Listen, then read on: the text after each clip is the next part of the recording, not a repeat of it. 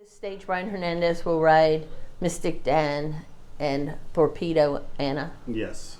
He's really become your go-to guy, and boy, you talk about a guy that's just been steady and, won the Eclipse as an apprentice, but, when things got a little rocky, he just stayed here, worked hard. He's out here every morning, rode through those times, and then the last, 20 years or whatever now, he's just been a really...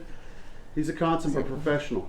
He always has been. That's what I like about him. There's no drama with Brian. Everything's steady as it goes. He's a good family man. If I say we're working at 5:30, he's here at 5:15. We think alike. We don't bicker at all. I don't think I've ever had to get on him. I don't think he's ever been upset with me. And we just try to keep a steady operation. We're not fancy, neither one of us. It's steady as it goes, and I thoroughly enjoy working with him. I mean, it's been, I think we're pushing 10 years of just kind of chipping away, and we win graded stake after graded stake every year. And wouldn't it be fun if we had a Oaks Derby double?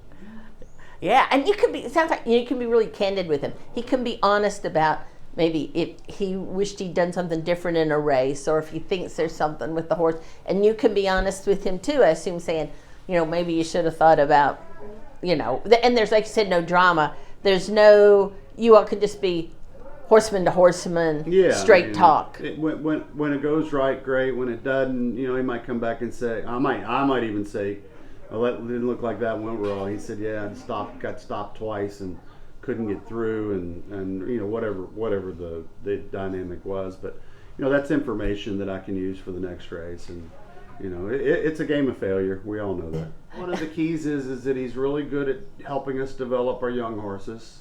I think he's got a real soft touch, which is what I think really is necessary. And then the way that I train tends to work with the way he rides. And I tend to like horses that finish late. He tends to be patient and finish late. He never forces anything, which I don't want him to. And I don't have to give him too much instruction.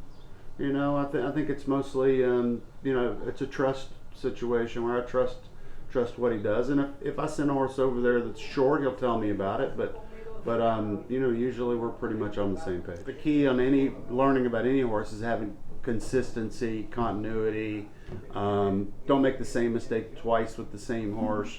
If I say to Brian, let this one run early, and we let it run early and it backs up, then we know that doesn't work. And then the next time, and he remembers all these details, and so I don't have to remind him.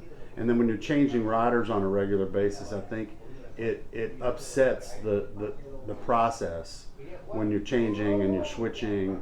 And so that's why I like to have the consistency of a rider that I relate to and can work with.